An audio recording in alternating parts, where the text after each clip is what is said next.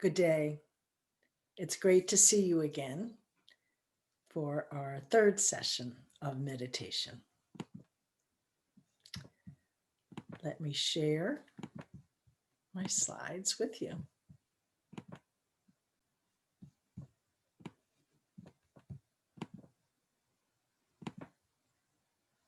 Okay.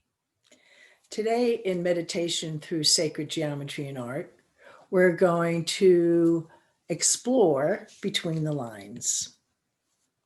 You know, I'm part of the village in Howard where we age in place, thrive in place, and do service to others. We've had a variety of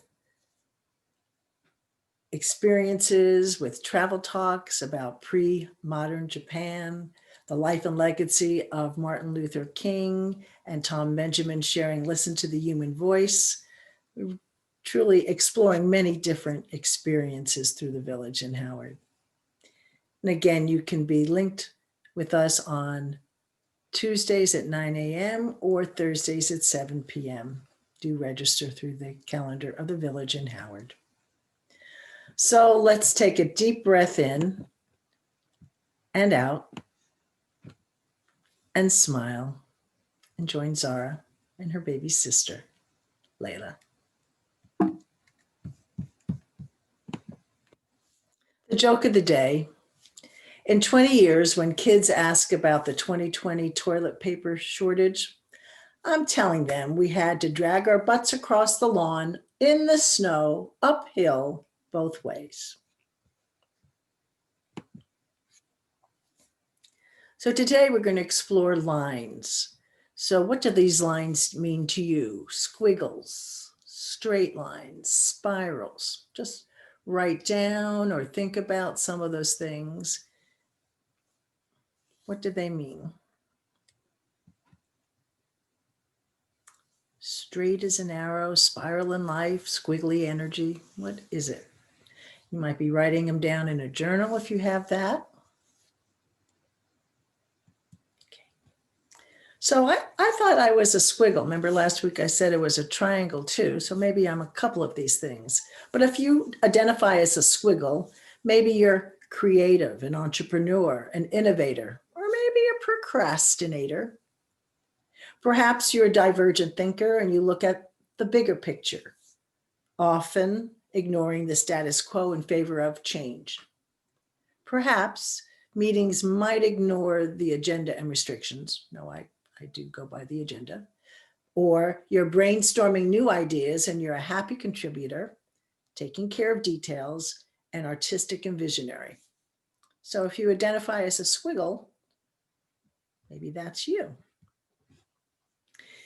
Then we talk about a straight line. We talked about a lot of these last week.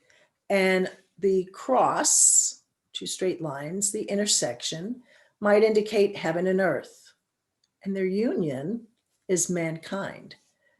For sure, next week, we're going to talk about the theories of Ethan Indigo Smith, where he talks about points and lines, how 2 points make a line. Therefore, it's a connection between people. I can't wait to share that with you next week.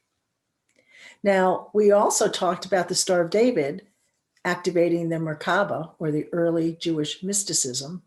And we remember how the two triangles were balanced and had the male and the female, the air and the water, all those different elements. Well, this creates high spiritual and psychic energy, healing, protection, connecting with spiritual beings in other dimensions. So you can meditate on that symbol. And last but not least, my most favorite is the spiral. Believe it or not, all shapes come back to this mathematical formula founded by an Italian, Leonardo Fibonacci, 1250 AD to 1175 AD. And it's the Fibonacci sequence, or the golden ratio. In this sequence, each number is simply the sum of two preceding numbers, like 1 plus 1 equals 2, 1 plus 2 is 3, 2 plus 3 is 5, 3 plus 5 is 8, 5 plus 8 is 13, etc. Make spirals. Now, this is where the fascinating stuff comes into. Spirals. It connects heaven and earth, as above, so below. Spiraling up connects the physical self to the higher self and all the levels of our being. And the earth's core connects that. Galaxies are spirals of energy. Now, what was really fascinating, I was talking to my children, and my oldest, who you would never think would know this stuff, is a guy, and he was working at Acacia, and he knew about Kundalini. I said, how do you know about this? My other kids didn't know, but it's Kundalini yoga. We're going to learn a little bit more in a second about that, but it's energy moving in spirals, a symbolic of one's raising consciousness on the path of the evolution of the soul. The spiral connects to a flow of energy through the chakras as they spin in a circle. Spirals can also be in a spiral shape. Remember, we talked about double helix and the DNA in each of us. So the Kundalini, it dates back to early ancient Egypt and Mesopotamia. You know, when you saw those coiled serpents dancing, or they even said like an acorn. The feminine energy comes from the base of your spine, they said, when you're born. It could come to life when you get lost in music or dancing or seeing a beautiful sunrise or even feeling love and bliss with someone else. It gets woken up through breathing or mantras, which are sounds, or mandalas, which we're going to experience in a couple of sessions through geometric shapes, the Kundalini. Well, Aldima shared with me that, hey, have you listened to Shift Network? And I did, and it was in my email. So I thought, oh, this explains to it even better than I could. So I'm going to have you listen just for a little bit to Raja Chowdhury, Awakening Your Kundalini.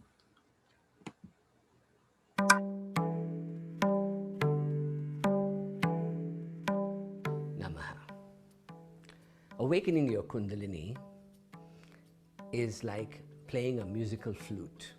I want you to imagine that your spinal cord is like a musical instrument, and you have 7 key notes along this instrument that each has a different tone and a different color and a different vibration, and these we call the chakras or the padmas.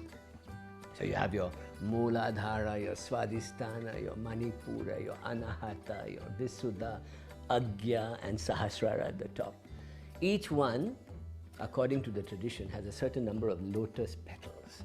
And if you play the flute well and you play the tunes correctly, you start vibrating at more and more subtle levels as you climb. So let's take the sound of, let's say, the Mooladhara at the bottom of your spine. In the tantric tradition, this is considered your lowest vibrating element, the earth. That means it's that low vibration of lam at the earth. And by the time you get through you're going through earth, water, fire, air, and akasha, space at the throat. That means you have to go through 5 elements to get to the spiritual life. So the bottom 3 elements are your lower notes that make you keep alive, your sexuality, your food, your fears. Everything comes from these lower notes. If you learn to play them well, then your heart opens and anahata opens. And at that note, you become human. You become loving, creative, compassionate, kind. And then once you play the throat, you are getting past human. You are entering the field of akasha, spirit. Once you learn to play these notes, your spirit opens up at the throat, you lose your physical consciousness, and you start to become a spiritual being. Join with the pranic field, with your mind. You expand your mind towards Shiva consciousness and Shiva Shakti consciousness. And this is why raising your vibration in Tantra starts from the earth, but it goes up to 36 levels of vibration. And at the 36th level, you're at beyond the speed of light, you have union with Shiva and Shakti, and you can be everything. You're in that shunya state of complete samadhi. This complete state comes and you become one with everything. So you start from earth and you end up in heaven. This is the journey of vibrating on this beautiful musical instrument of your spinal cord. Namaha. So we've learned a little bit about Kundalini and different lines. We're going to have a meditation, sun energy, a reading, stillness, and music will be by DaiQing Tana again, external blue sky, and our burning candle. And next week, we will be exploring Zen squares.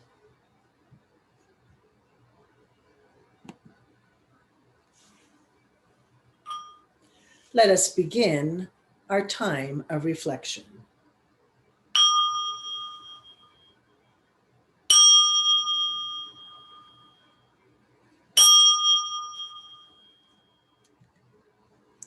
Settle yourself into a comfortable position. We come from energy and turn back into energy. We are all matter for only a short time. Make sure that when you are matter, you matter. So at this point in time, release your shoulders away from your ears. Unclench your jaw and drop your tongue from the roof of your mouth.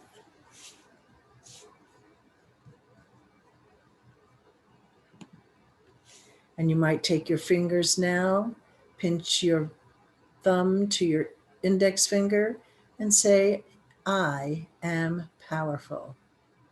Your thumb to your middle finger, I am capable. Your thumb to your fourth finger, I am important. Your thumb to your fifth finger, I am intelligent. And do all fingers. I am fabulous. I am brave. I am loved. And so it is.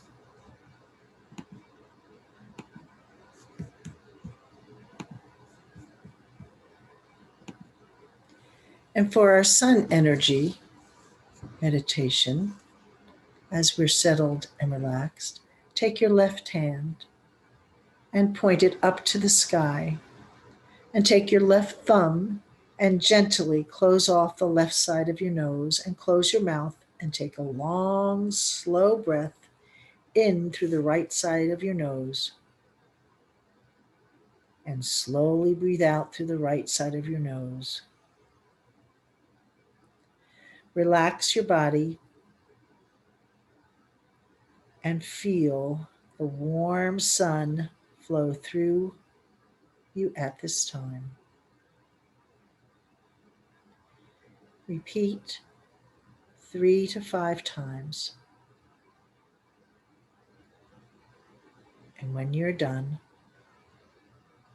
press your hands together in front of your heart in the prayer pose and take a deep inhale and raise your prayer hands above your head. And as you exhale, sweep your arms around your body to create a beautiful sun around you. You can breathe.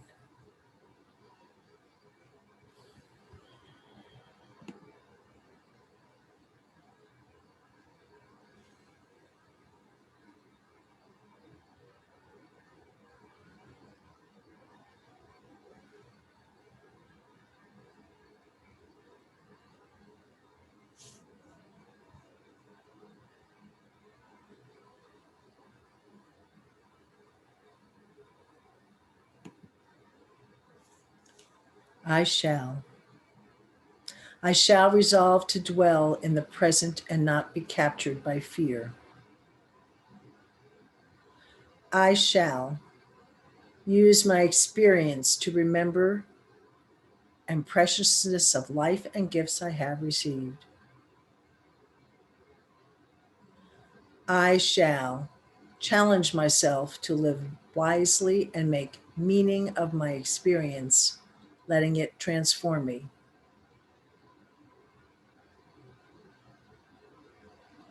I shall Work to bring peace to others so they too may be free. I am filled with gratitude to all who have helped me be alive and well. May I never forget the grace bestowed upon me. And as we listen to DaiQing Tana, just become aware of the sacred geometric images evoked through the music and her movements. It's not a destination, but the journey that humbles us. Notice the Chinese writing, her braids, the jewelry, her arms and hands, body, clouds, and horizon.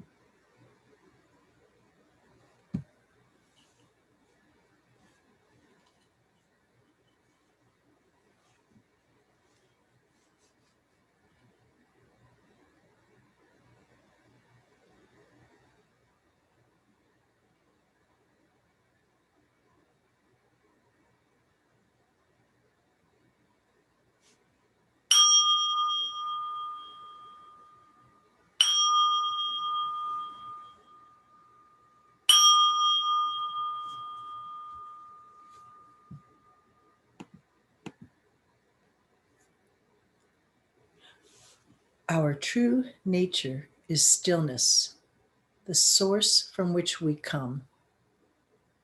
The deep listening of pure contemplation is the path to stillness. All words disappear into it, and all creation awakens to the delight of just being. Thomas Keaton. Gently start moving your body a little. Bring your attention to your fingers. Start moving them carefully, body part by body part. Slowly come out of meditation. You might want to journal your experience today of spirals and squiggles, drawing these. And then next week, our journey will be Zen squares and Zen tangles, if you haven't heard of them. I'll be giving you a paper to draw after next week on Zen tangles, which are very meditative. So peace, love, and friendship. Namaste. See you next week.